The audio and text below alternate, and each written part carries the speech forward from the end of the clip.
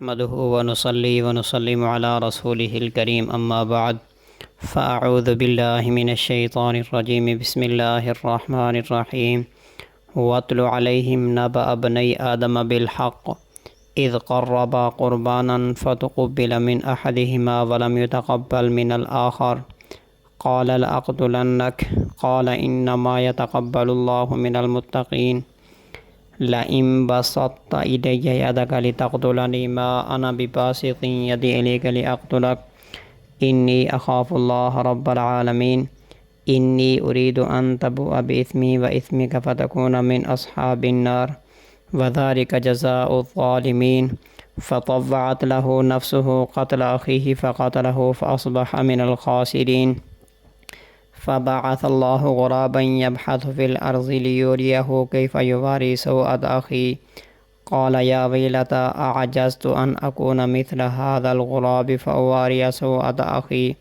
فأصبح من النادمين صدق الله العظيم وبلغنا رسوله النبي الكريم ونحن على ذلك لمن الشاهدين والشاكرين والحمد لله رب العالمين۔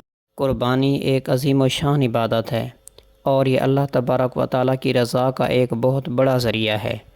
یوں تو قربانی اللہ کی بارگاہ میں پیش کرنے کا سلسلہ حضرت آدم علیہ السلام کے زمانے سے چلا آ رہا ہے، جیسا کہ حکیم الامت مجدد الملت حضرت مولانا اشرف علی تھانوی رحمہ اللہ فرماتے ہیں کہ جب سے حضرت آدم علیہ السلام زمین پر تشریف لائے تب ہی سے ان جانوروں کے ذبح کرنے کا حکم اللہ رب العزت کی طرف سے جاری رہا۔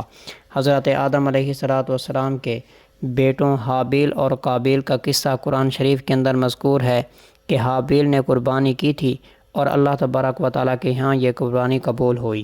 اللہ تبارک و تعالیٰ نے سورۃ المائدہ میں حضرت آدم علیہ السلام کے بیٹوں حابیل اور قابیل کا قصہ بیان فرمایا کہ دونوں نے اللہ کے حضور قربانی پیش کی۔ حابیل نے ایک عمدہ دمبا قربان کیا جبکہ قابیل نے کچھ زرعی پیداوار یعنی غلہ پیش کیا۔ اس وقت قربانی قبول ہونے کی علامت یہ تھی کہ آسمان سے ایک آگ آ کر قربانی کو کھا لیتی، چنانچہ حابیل کی قربانی کو آگ نے کھا لیا۔ اس طرح ان کی قربانی قبول ہو گئی، جبکہ قابیل کی قربانی وہیں پڑی رہ گئی، تو یوں وہ قربانی قبولیت سے محروم رہی۔ قرآن کریم کے اندر ہے کہ اللہ تبارک و تعالیٰ نے حضور اکرم صلی اللہ علیہ وسلم سے فرمایا کہ وَاتْلُ عَلَيْهِمْ نَبَأَ ابْنَيْ آدَمَ بِالْحَقِّ، اے پیغمبر آپ ان لوگوں کو حضرت آدم علیہ السلام کے بیٹوں کا قصہ صحیح طور پر پڑھ کر سنائیے۔ قرآن مجید کے اندر اللہ تبارک و تعالیٰ نے حضور اکرم صلی اللہ علیہ وسلم کو فرمایا کہ وَاتْلُ عَلَيْهِمْ نَبَأَ ابْنَيْ آدَمَ بِالْحَقِّ، اے پیغمبر آپ ان کو حضرت آدم علیہ السلام کے دو بیٹوں کا قصہ صحیح طور پر پڑھ کر سنائیے۔ تو ابنی آدم یعنی حضرت آدم علیہ السلام کے دو بیٹے، تو مفسرین حضرات فرماتے ہیں کہ یہ حضرت آدم علیہ السلام کے حقیقی بیٹے تھے، جیسا کہ آیت کریمہ کے ظاہری الفاظ اس پر دلالت کرتے ہیں۔ لیکن بعض لوگ یہ بھی کہتے ہیں کہ یہ دونوں بھائی یعنی قاتل اور مقتول بنی اسرائیل میں سے تھے، اور مجازاً دور دراز پوتوں کو ابنی آدم یعنی آدم کے بیٹوں سے تعبیر کیا۔ آدم علیہ السلام کے ان بیٹوں کا قصہ کیوں پیش آیا، اس کے اسباب اور محرکات کیا تھے؟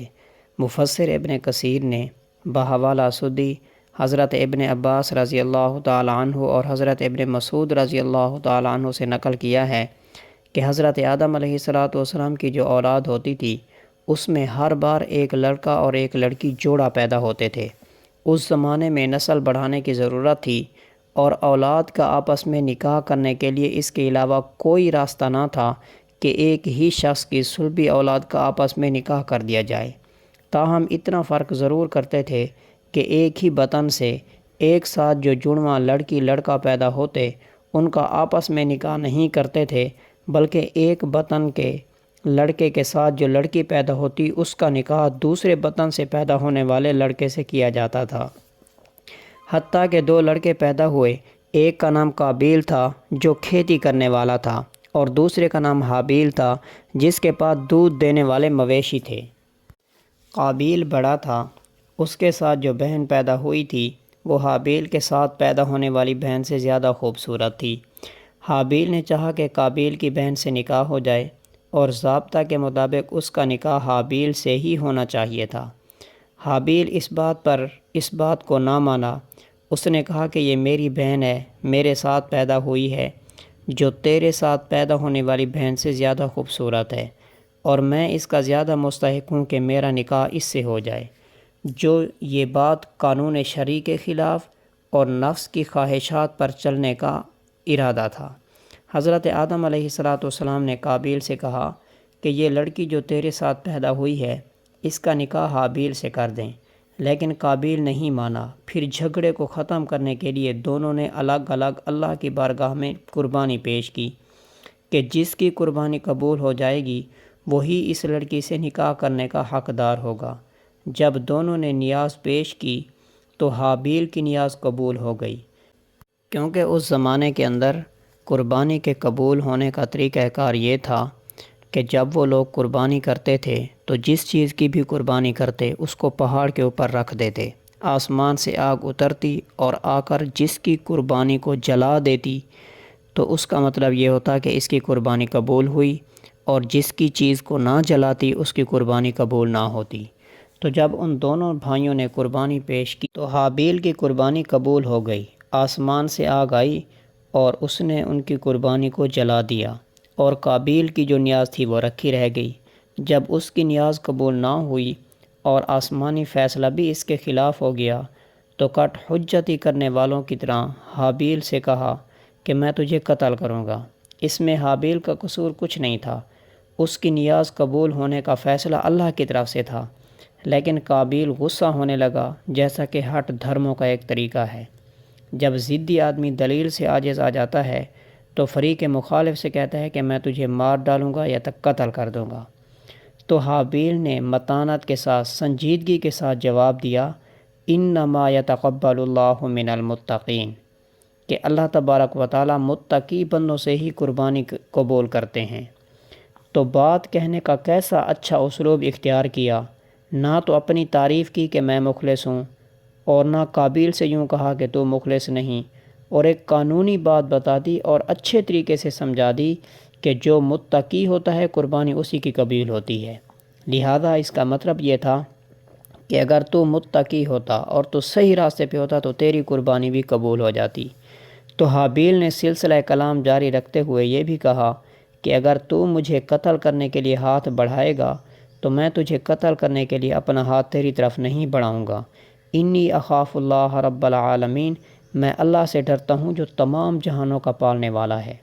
اور مفسرین نے لکھا ہے کہ حابیل قابیل سے قوت میں اور طاقت میں زیادہ تھا، لیکن اس نے مقتول ہو جانا گوارا کر لیا اور اپنے بھائی پر ہاتھ اٹھانا گوارا نہ کیا۔ دفاع کے لیے جوابی طور پر ہتھیار اٹھانا مشروع تو ہے، لیکن حابیل نے یہ خیال کرتے ہوئے کہ مظلوم ہو کر مقتول ہو جانا قاتل ہونے سے بہتر ہے، صبر کر لیا۔ فتنے کے زمانے میں حضور اکرم صلی اللہ علیہ وسلم کے ارشادات، اخیر زمانے میں فتنے بہت زیادہ ہوں گے، اس وقت قتل و خون بہت ہوگا۔ اس وقت بھی حابیل کا طریقہ اختیار کرنے کا حکم فرمایا گیا۔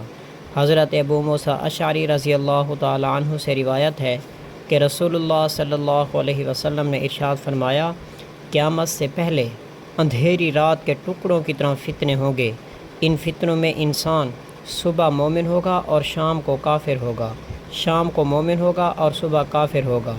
بیٹھنے والا کھڑا ہونے والے سے، چلنے والا دوڑنے والے سے بہتر ہوگا۔ اس وقت تم اپنی کمانوں کو توڑ دینا اور ان کی تانتوں کو کاٹ دینا اور اپنی تلواروں کو پتھروں سے کچل دینا اور اپنے گھروں کے اندر بیٹھ جانا۔ پھر بھی تم میں سے کسی کے پاس کوئی شخص قتل کرنے کے لیے پہنچ جائے تو آدم کے 2 بیٹوں میں سے جو اچھا بیٹا تھا اس کی طرح ہو جانا، یعنی حابیل کی طرح ہو جانا کہ قتل ہونا تو منظور کر لیا، خود قتل کرنے کے لیے ہاتھ نہ اٹھایا۔ حضرت ایوب سختیانی نے فرمایا کہ اس وقت امت میں سب سے پہلے جس نے ما انا بباسط یدی الیک لاقتلک پر عمل کیا وہ حضرت عثمان بن عفان رضی اللہ تعالی عنہ تھے۔ وہ امیر المؤمنین تھے، قتال اور دفاع سب کچھ کر لیتے تھے، لیکن انہوں نے مقتول ہونا پسند کر لیا، قتال کرنا منظور نہ کیا۔ نے قتل کا ارادہ تو کر لیا، لیکن قتل کیسے کرے یہ بھی ایک سوال تھا، کیونکہ اس سے قبل دنیا میں کوئی مقتول نہ ہوا تھا۔ قتل کرنا چاہا تو گردن مروڑنے لگا، لیکن اس سے بھی کچھ فائدہ حاصل نہ ہوا۔ اس موقع پر ابلیس ملعون پہنچ گیا اور اس نے ایک جانور لیا اور اس کا سر ایک پتھر پر رکھ کر دوسرے پتھر سے مار دیا۔ قابیل دیکھتا رہا، پھر اس نے بھی اپنے بھائی کے ساتھ ایسا کیا اور قتل کر دیا۔ قابیل نے حابیل کو قتل تو کر دیا۔ حابیل سب سے پہلا مقتول بھی تھا اور سب سے پہلا میت بھی تھا۔ اس سے پہلے کسی انسان کی موت نہ ہوئی تھی، لہذا قتل کرنے کے بعد قابیل کو پریشانی تھی کہ نعش کو کیا کرے، لہذا بوری وغیرہ میں بند کر کے نعش کو کمر پر اٹھائے ہوئے پھرتا رہا۔ اول تو بوجھ اٹھانے کے لیے پھرنے کی مصیبت، دوسرا اس کے ارد گرد مردار خور جانور جمع ہو گئے کہ یہ اسے پھینکے اور ہم اسے کھائیں۔ دونوں باتیں وبال جان بنی ہوئی تھی، پریشان تھا کہ اس کا کیسا کرے۔ تو قرآن کریم کے اندر ہے فَبَعَثَ اللَّهُ غُرَابًا يَبْحَثُ فِي الْأَرْضِ لِيُرِيَهُ كَيْفَ يُوَارِي سَوْءَةَ أَخِيهِ کہ اللہ تبارک و تعالیٰ نے ایک کوے کو بھیج دیا، اس نے دوسرے کوے کو قتل کیا اور قتل کرنے کے بعد اسے دفن کر کے دکھایا۔ تو حابیل نے کہا یا ویلتا اعجزت ان اکون مثل هذا الغراب فاواری سوءة اخی فاصبح من النادمین، ہائے افسوس میری حالت پر، کیا میں اس سے بھی عاجز ہو گیا کہ اس کوے کی طرح ہو جاؤں؟ پھر اپنے بھائی کی لاش کو چھپا دیا۔ لاش کو ختم کرنے کے اور بھی طریقے تھے، مثلا آگ میں جلا دیا جائے یا سمندر میں پھینک دیا جائے، لیکن اللہ تبارک و تعالیٰ کی طرف سے زمین میں دفن کرنے کا طریقہ بتایا گیا، جو ایک طبعی اور فطری طریقہ ہے۔ مٹی سے انسان پیدا ہوا، مٹی ہی میں مل جاتا ہے، گلے سڑے جو کچھ ہو مٹی کے اندر ہو۔ اس کے بعد سے عموماً تمام انسان کی نعشوں کو دفن ہی کرنے کا سلسلہ چلا آ رہا ہے۔ حابیل اور قابیل کا قصہ تھا جو قرآن کریم کے اندر اللہ تبارک و تعالیٰ نے بیان کیا ہے۔